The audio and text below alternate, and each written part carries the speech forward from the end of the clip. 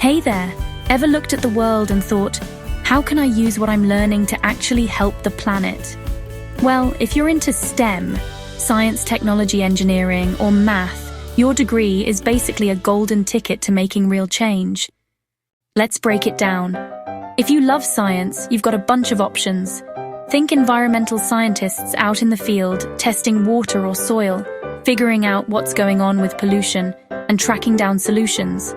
Or hydrologists, these are water experts who study how water moves through our environment. Super important when we're talking droughts, floods, and safe drinking water. Then there's the climate scientists digging into weather patterns and modeling out what the future could look like if we make smart choices or not. And don't forget biochemists who get to the root of things, literally, by looking at how chemicals impact plants, animals, and people. Now, if you're all about tech, you can actually code your way to a cleaner planet. Data analysts help climate scientists make sense of massive piles of climate data, spotting trends, testing predictions. Software developers are busy building smart energy grids. Imagine a city that only uses as much energy as it needs, thanks to your code. And GIS specialists? They map it all out.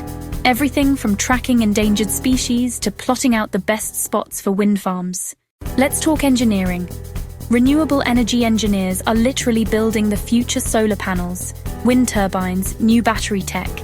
Environmental engineers figure out how to clean up pollution, design better recycling systems, and make sure our air and water stay safe. Civil engineers are now focused on designing green buildings, think skyscrapers that use way less energy or bridges that don't mess with local wildlife. And math. Oh man, math is everywhere.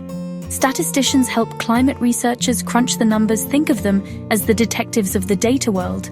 Financial analysts guide investments into new green technologies and sustainable companies, making sure money is actually going where it'll do some good.